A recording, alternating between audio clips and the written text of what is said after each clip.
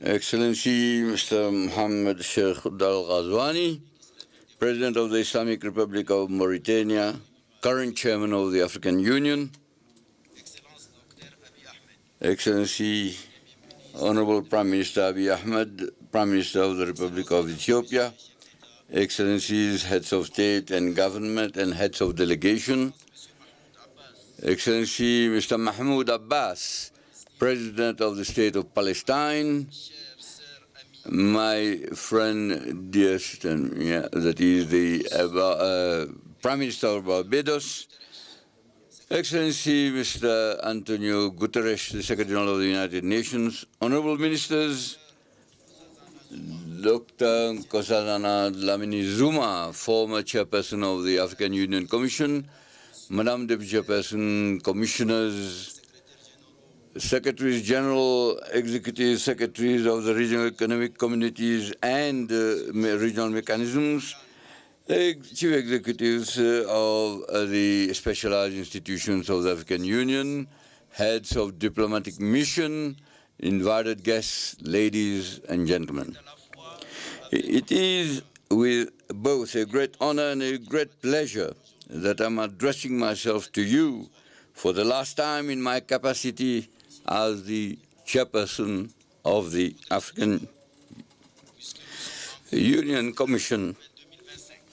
Since we are at the beginning of 2025, I want to present to you, Excellencies, to your families and your peoples, on behalf of the African Union, my best wishes for health, prosperity, and success. I would like also to express my sincere gratitude to the chairman with whom I have worked successively over the past 8 years. I'm here referring in the order of their chairmanship: Alpha Conde, Paul Kagame, Abdel Fattah al-Sisi, Cyril Ramaphosa, Antoine Felix Tshisekedi, Macky Sall, Azali Assoumani, and Mohammed Ould Sheikh Al Ghazwani. At this moment of remembrance, I cannot forget President Idriss Déby Itno. May his soul rest in peace, who, as a convinced Pan-Africanist, had the initiative presenting my candidature to head the Commission, and who invested himself unstintingly for such a destiny for me. His tragic death was my most atrocious pain of these 2 terms. Excellencies, ladies and gentlemen, 8 years have elapsed since my election at the end of January 2017 as chairperson of the African Union Commission. At this moment, loaded with history, meanings, and symbols, I would like to fulfill the moral duty of presenting to you the broad outlines of the outcome of these 2 terms. Thanks to this journey, I have deeply imbued myself with both what makes the greatness and the influence of our continent, of our continental organization, as well as the various constraints and limitations that have hindered the rhythm of our pace. I have crisscrossed this beautiful and fantastic continent. I feel deeply proud, having visited at least once all the 55 member states of our union. The opportunity that this moment affords is historical and unique. I will try to fulfill the dual obligation of reporting and also raising some questions about some issues, being well aware that we must not absolutely abuse of your precious time. A consolidated report of our achievements and an annual report have been distributed to you in accordance with our regulations. Mr. Chairman, Excellencies, ladies and gentlemen, the rapid and intense geopolitical upheavals that have characterized the international context during my 2 terms of office have both violent and destabilizing manifestations. The sudden deterioration of the health situation following the outbreak of COVID-19 was unfortunately accompanied by major shocks and profound economic and diplomatic turbulence For Africa, this resulted in an increase in the debt burden, a decline in public and private investment flows, violence and the prevalence of some African conflicts, the collapse of Pan-Africanism and the change of African solidarity, manifestations of the obsolescence of African institutions, external appetites in Africa, obvious deficiencies in governance and leadership in Africa and even in the world, and the crisis of multilateralism after the Second World War, and so on, and so on. The Russia-Ukraine war, which began in February 2022, further darkened this picture, announcing a global geopolitical reconfiguration. A split emerged that resurrected a form of bipolarity, which in political imaginations brings to mind the theoretically outdated reality of the Cold War.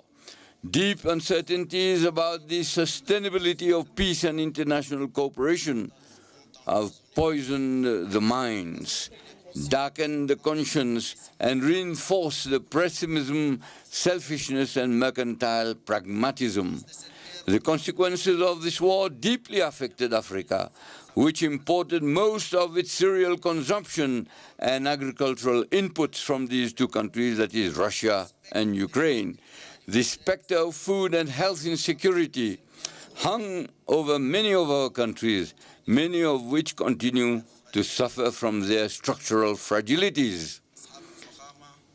Excellency, Mr. Chairman, heads of state and government, ladies and gentlemen, in the Middle East, the brotherly people of Palestine suffered and continues to suffer one of the worst injustices in the history of mankind, the horrible and unjust war which completely destroyed everything in Gaza and Palestine, particularly in Gaza, to deprive this people of its fundamental rights to independence, peace, existence, and to life,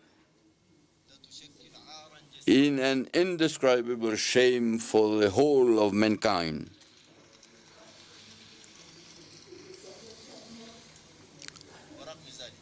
In spite of all this, these valiant Palestinian people remained stoic, and the African Union remained firmly by the side of the Palestinian people. I want to express to our brother, Abu Mazen Mahmoud Ramadan, our solidarity. This apocalyptic landscape that Palestine, the Gaza Strip, and its population, in particularly after more than a year of war, destroying all forms of life and property, continues to unfold in almost total silence of the powers of the world, except for the call by some for the systematic deportation of Palestinians from their lands. It is really adding insult to injury.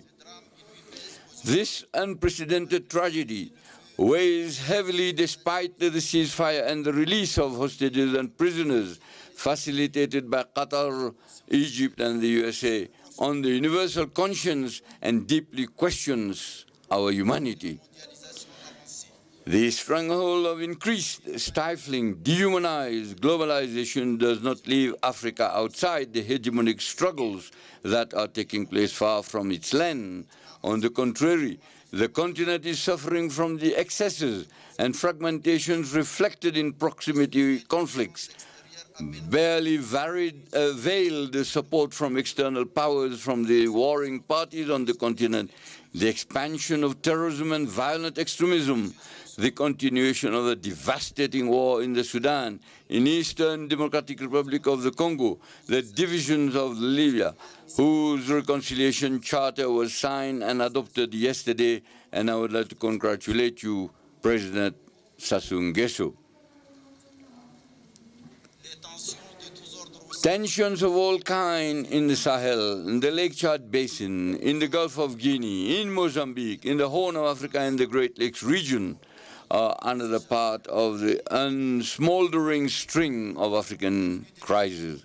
The flow of political, economic, environmental refugees and other internally displaced persons is exacerbating the already fragile security, food, and health situation in many member states. It is this seriously degraded global and regional context that we have been facing over the past 8 years of the development of our action.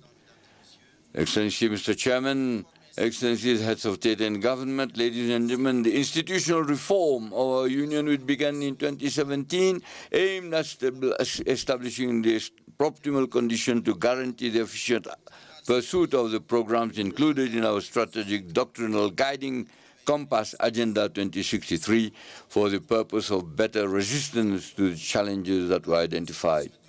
In this regard, the reconfiguration of the leadership, a staff performance evaluation process, closer cooperative relationship between the African Union and the regional economic communities and the regional mechanisms enacted by a new protocol, the institutionalization of a coordination summit dedicated to integration, the establishment of the technical groups R10 and N15, responsible to ensuring the quality of human resources recruited and compliance with the golden rules of budgetary, financial and accounting management principles of the African Union have been the salient features of this reform. And but is without any complacency, we'll have a new institutional map of the Union. I'm here stressing three of these organs: the Pan-African Parliament, the Peace and Security Council, and the Permanent Representatives Committee. The overall movement of the reform, with its shadows and lights, confirms its relevance and its necessary progressive nature to be deployed over the long term. It is a requirement for the perpetual adaptation of the structures of our Union to the developments that characterize the world. I would like to thank President Paul Kagame and President William Ruto for their remarkable efforts to move this reform forward. Mr. Chairman, Excellencies, ladies and gentlemen, an assessment of the first 10-year implementation plan of Agenda 2063, covering the period 2014 to 2023, reveals the sectoral progress made in our march towards building the Africa that we want. It is crucial to learn the real lesson and make the appropriate subsequent adjustments. In the field of health, it is a holistic approach translated on the ground into actions crowned with success. With the outbreak of the COVID-19 pandemic, Africa CDC established itself as the most effective instrument in the fight of all diseases. The worrying issue of health financing continues to be a source of concern for us. Two mechanisms for financing universal health coverage and combating malnutrition on the continent have been designed. Thanks to the African Veterinary Vaccine Center, PANVAC, whose new vaccine production laboratory was inaugurated in February 2024, significant progress has been made in the areas of livestock, animal health, and socio-economic development. The African Medicines Agency, AMA, has begun setting up its headquarters in Kigali and its activities on the launching pad. The traditional medicine has benefited from the development of two 10-year plans of action, the last one running from 2025 to 2035. The field of education has been driven by the desire to design a new educational system according to the requirements of a world where the major challenge has now become competition around scientific and technological innovation, and now by artificial intelligence. It is in line with this spirit that diverse and complementary strategies have been developed, notably during the Nouakchott conference in 2024, initiated by the current chairman, Mauritania, in cooperation with the African Union Commission and other partners, including UNICEF and UNESCO in particular. The centrality of gender and youth issues have been affirmed.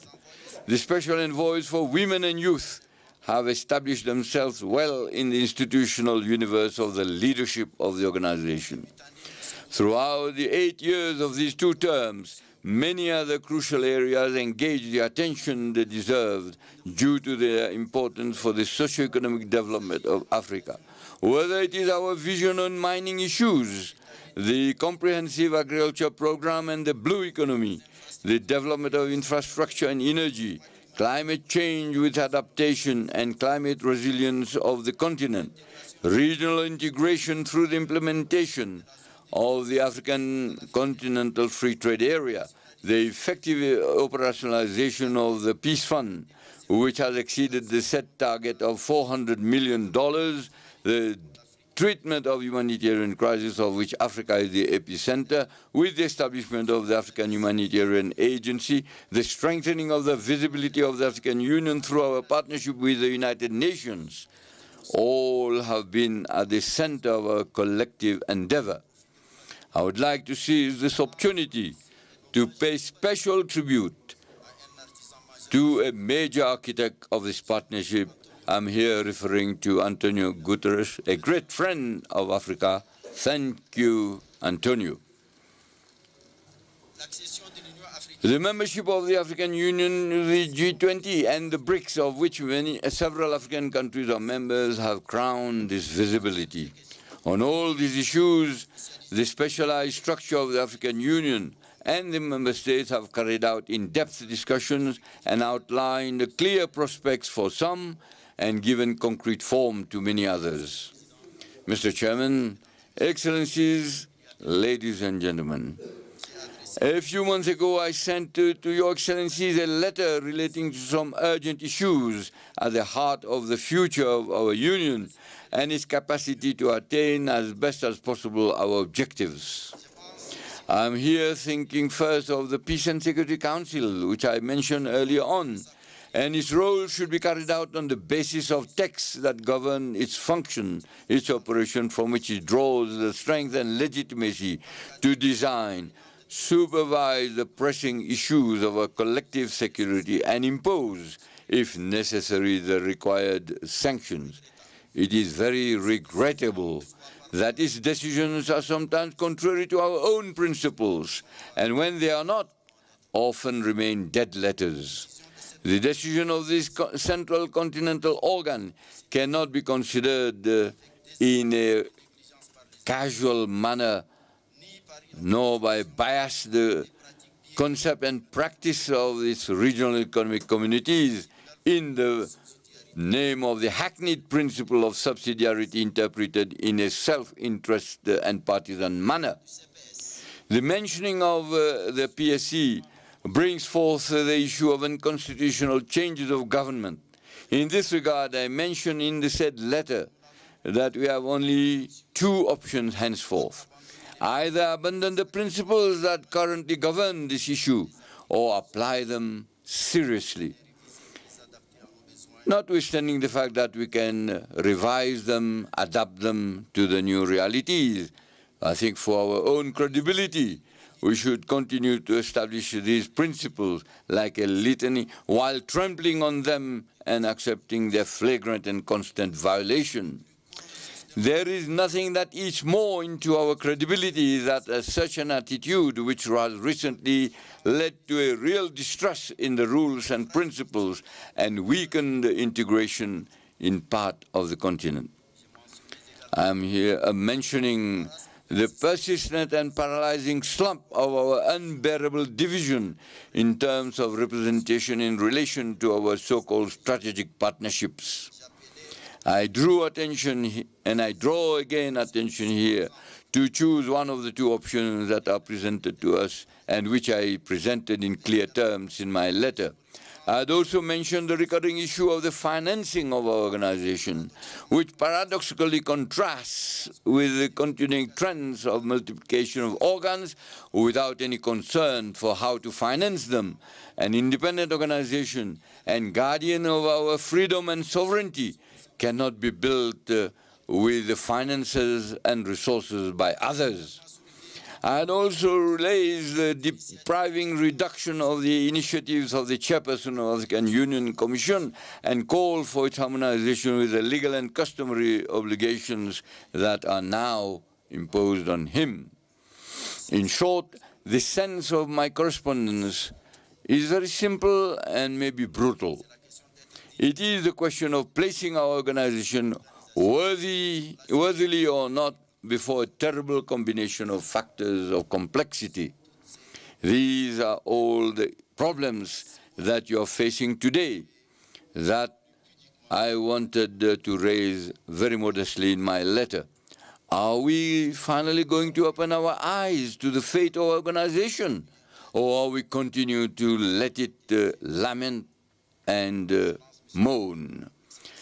Excellency, Mr. Chairman, Excellencies, ladies and gentlemen, it is a commonplace truth today to affirm that the concepts and legal instruments serving as a framework of analyzing the dynamics of contemporary international politics are outdated. They have lost their both the structuring and explanatory virtue of current global phenomena. Such an observation explains why the debates today focus on the modalities for the advent of a new global economic and political governance. Africa cannot remain silent and inactivities. It must imperatively throw itself into the battle to carve out its own place in the configuration currently being designed. It is not easy. It will require ingenuity, creativity, method, and courage. More generally, this will require real redemption for an awakening of the consciousness and conscience of the soul of Pan-Africanism, that of our awareness of our Africanity, that of the pride of our Africanity, that of the commitment to our Africanity, that of the rejection of our depersonalization and our nihilistic servility of our identity and our being.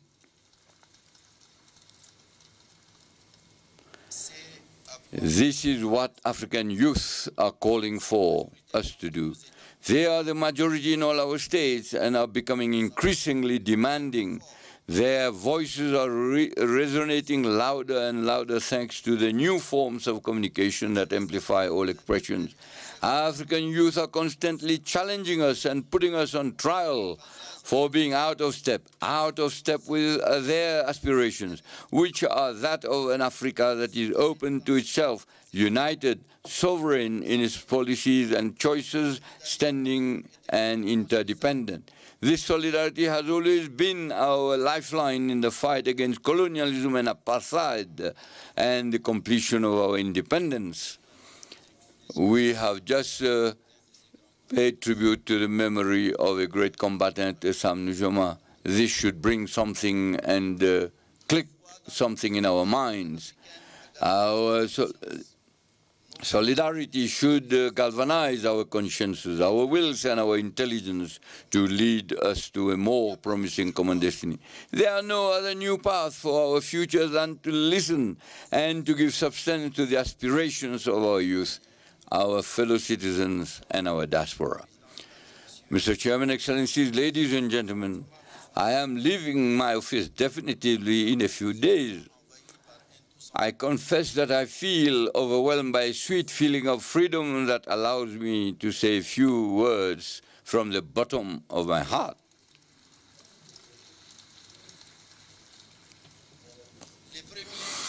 The first is a word of deep gratitude to your Excellencies for the trust that you have placed in me by electing me for 2 successive terms as the chairperson of the African Union Commission. You must rest assured that I have measured and I continue to measure all the dimensions of this trust and the heavy weight of subsequent gratitude and acknowledgement. The second word concerns the other one and me. In the other one, I'm thinking of our partners, especially those who have offered a sincere friendship and mutually beneficial cooperation. I want to thank them all and express our gratitude. I am also thinking of you present here, those who have left us also for different reasons. You have realized good and great things, and above all, as far as possible, respected a certain ethic and a line of conduct that we have believed to be consistent with our principles.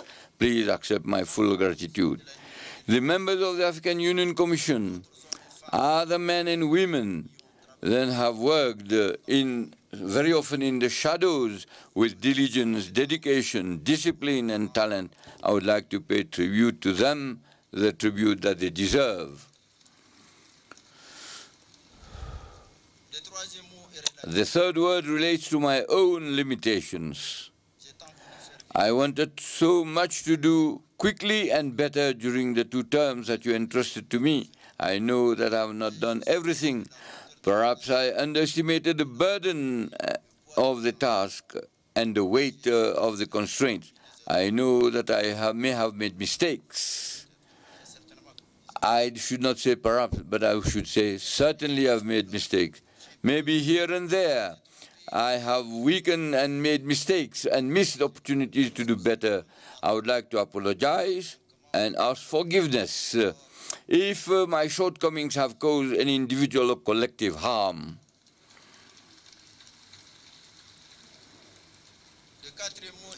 The fourth word relates to my feelings at the moment.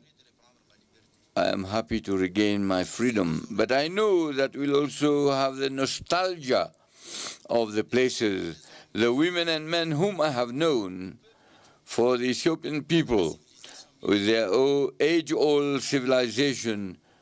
To you, my brother, dear brother Abiy Ahmed, Amasaganalo.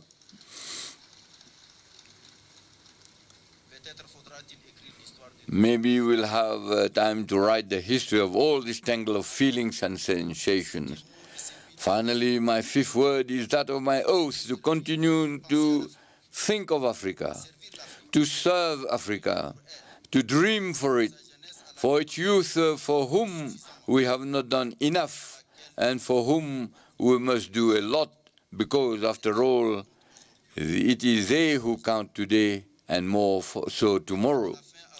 A final word to you, Mr. President, Chairperson, and Mr. President, dear brother Sheikh Al-Ghazwani, to tell you how much I appreciated your close relation throughout your mandate. You have been a master of wisdom, civic-mindedness, and loftiness, inspiring in all respects.